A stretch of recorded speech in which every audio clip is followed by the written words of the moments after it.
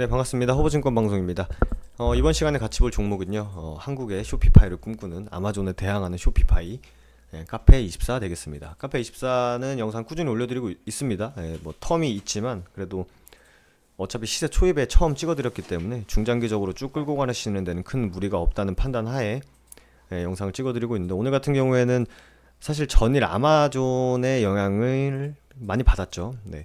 이 코로나 확진도 있었고 언택트 관련해 가지고 다시 한번 수혜를 받으면서 네이버, 카카오들도 많이 올랐고, 그리고 이제 결제 대행이라든지, 그리고 뭐 핸드폰이나 뭐 컴퓨터를 통해서 거래되는 그 부분에서 뭐 솔루션이라든지 그런 쪽에 수혜를 많이 받았고, 아마 보시는 바와 같이 아마존이 크게 상승을 했던 부분이 있기 때문에 아마존에 대항하는 게 현재는 쇼피파이죠. 쇼피파이 같은 경우에는 최근 월마트랑 같이 예, 짝짝꿍을 해서 아마존을 한번 이겨보자 라는 큰 꿈을 꾸고 있는 회사고, 이런 동일한 업무를 하고 있는 게 우리나라 기업에서는 카페24랑 또 뭐라고 말씀드렸죠? 코리아 센터, 이렇게 전자상거래 관련주가 있다, 이렇게 좀 말씀드렸던 것까지 기억을 합니다.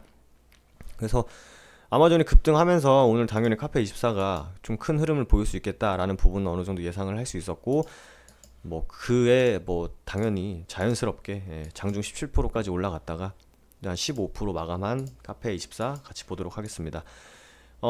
쇼피파이가 뭐라고 말씀드렸었죠? 쇼피파이는 우리가 1인 창업자들이 되게 많아지고 있죠. 그래서 네이버 스토어나 이제 그런 입점하는 1인 창업자분들이 많아지고 있는데, 그분들이 G마켓에도 팔고 싶고 옥션에도 팔고 싶고 쿠팡에도 팔고 싶고 위메프에도 팔고 싶고 할 때, 한 명이 인력적으로 부족한 부분을 내가 G마켓에도 등록해야 되고 옥션에도 또 물건 올리면서 등록해야 되고 또 결제사 또 받아야 되고 또 배송, 뭐 포장 배송도 해야 되고 위메프에도 해야 되고 쿠팡도 해야 되지만, 이 전 부분을 한 번에 한 큐에 도와주는 회사다 말씀드렸던 것 같습니다. 그렇기 때문에 제품의 다양성도 있고, 사람들이 코로나로 인해서 집 밖에 나가 오프라인 매출보다는 온라인의 매출이 기하급수적으로 늘어나고 있는 그 뭐 사회 경제적 상황상 결제 대행사라든지 결제 솔루션을 영위하는 기업들의 수혜가 예상이 된다라고 해서 탑픽으로 카페24를 처음 올려드렸죠.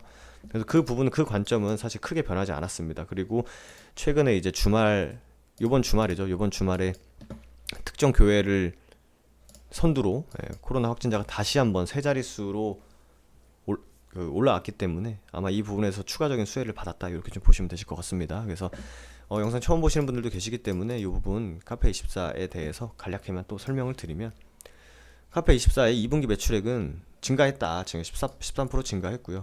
코로나 영향과 비수기가 겹친 상황이었죠. 왜냐면 심지어 카카오도 광고 매출이 떨어졌으니까, 코로나 때문에. 코로나 영향과 비수기가 겹쳤지만 전년 대비 5% 이상 올라가면서 전년 대비 5% 이상 올라가면서 회복하고 있다. 그리고 영업이익은 전년 동기 대비 7% 증가했다.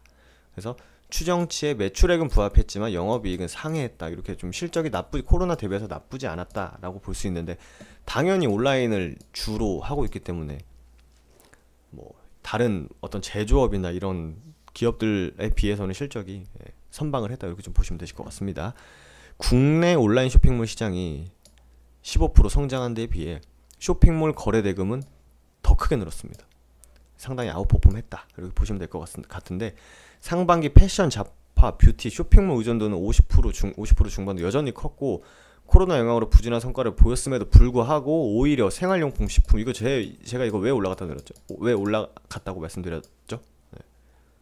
사람들이 집 밖에 나가서 슈퍼 가는 것도 무서워하고, 사람들이 나가지 말라 하고, 사람들 많이 있는데 가면은 코로나 걸리지 않을까라는 그런 공포감 때문에 이마트라든지 뭐 롯데마트, 이런 그 마트들에서 배송 시스템이 많이 증가했습니다. 그러면서 추가적으로 뭐 비비고 만두, 뭐 이런 그 뭐라고 하죠? 인스턴트는 아니지만 좀 쉽게 해 먹을 수 있는 식료품에 대한 또 매출도 많이 늘었었죠. 그래서 생활용품, 식품 같은 경우는 사람들이 시식 코너 가서 한번 먹어보고 사고 한번 샘플도 써보면서 샀지만, 지금은 그럴 겨를이 없었기 때문에 생활용품이나 식품에 대한 거래 대금이 굉장히 컸다, 이렇게 보시면 되실 것 같습니다.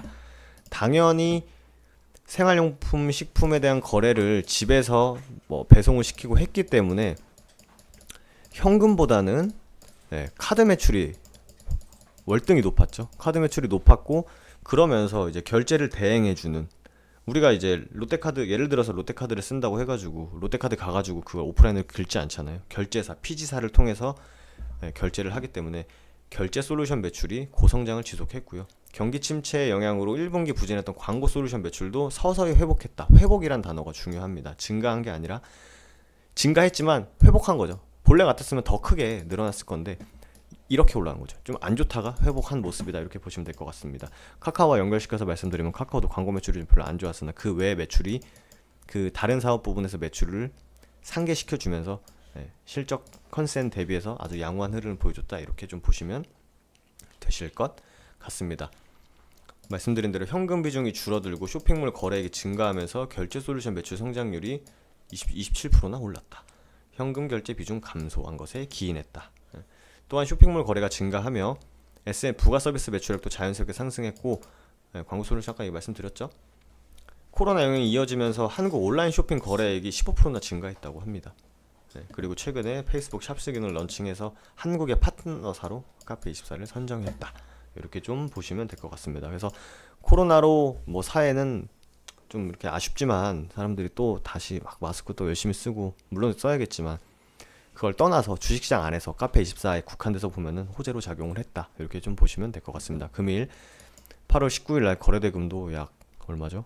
1200억이나 터트리면서 다시 한번 정고점 부분을 넘기 위해서 열심히 거래량을 터트려주는 모습입니다. 여기서 처음 찍어드렸을 때 왜 바닥에 있는 종목을 말하지 않고 왜 이미 25% 24%나 올라간 종목을 가지고 영상을 찍냐 하시는 분도 계셨겠지만, 그분은 이제 할 말이 없겠죠. 어쨌든 올라갔으니까. 저도 이렇게 말씀드리면 할 말이 많아요. 하지만 제가 뭐 올라가거나 떨어진 거에 대해서 자랑하거나 뭐 회피하는 듯한 뭐 뉘앙스를 풍기지 않기 때문에 중장기적인 모멘텀, 이 기업이 갖고 있는 비즈니스 모델이 무엇인지 집중하면서 영상을 올려드리고 있기 때문에 뭐 이거 사세요 저거 사세요 말씀드리는 거 아니기 때문에 그 부분은 참 잘 필터링해서 들으시면 좋을 것 같습니다. 기술적인 분석을 간략하게 해보면 이때가 언제죠? 5월. 이때 급락을 한번 맞았어요. 급락을 한번 맞고 작년 1년 전부터의 이제 하락과 횡보 기간이 계속 이어졌었습니다. 결과적으로 이 종목이 좀 가시적으로 좀 움직임을, 추가적인 흐름을 보이려면 75,000원 위로는 올라와야 합니다. 그렇게 75,000원 위로 올라와야 1년간의 박스권을 뚫고 난 다음의 흐름이기 때문에 여기서는 당연히 거래량이 이만큼 보다 더 터질 수도 있고요. 이에 비례하는 만큼의 거래량이 터질 수밖에 없습니다. 1년간의 매물을 다 소화해주는 구간이 75,000원 구간이기 때문에 75,000원 한번 트라이 할 때는 당연히 거래량이 크게 발생할 수밖에 없고요. 한 번에 뚫어주냐 아니면은 뚫어주고 조정을 보이면서 다시 뚫어주냐의 싸움이지 결국 시간과의 문제다. 이렇게 좀 정리를 해드릴 수 있을 것 같습니다.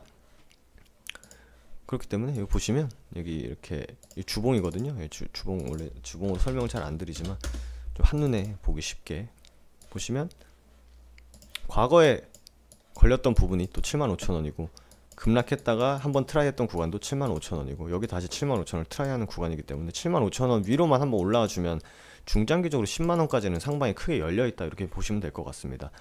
10만원까지 도달해 준다면 이미 수익률 자체는 되게 클 거고 그 다음에 대응이 중요한 거기 때문에 어차피 10만원 여기서만 보셔도 하락이 시작한 구간이거든요. 그래서 여기가 당연히 다 악성 매물로 쌓여 있지만 지금 이런 구간이라든지 이런 구간에서 계속 떨어지는 악성 매물을 소화해주고 있다, 이렇게 좀 보시면 무리는 없을 것 같습니다. 뭐 기술적인 분석보다는 좀 중장기적인 모멘텀 측면에서 훨씬 더 매력적인 종목이기 때문에 말씀드렸고, 뭐 추가적으로 전 영상 보시면 카페24의 쇼피파이에 대해서 디테일하게 분석해드렸기 때문에 그 부분 참고하셔도 좋고요.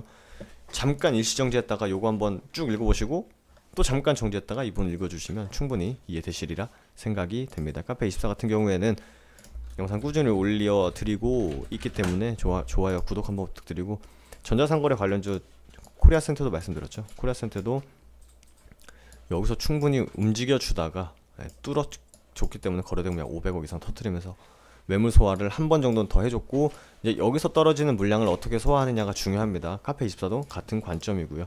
그래서 코리아센터 카페24 관련해서 영상 꾸준히 올려드리고 있기 때문에 좋아요, 구독 한번 부탁드리고 저는 또 다음 영상에서 인사드리도록 하겠습니다. 감사합니다.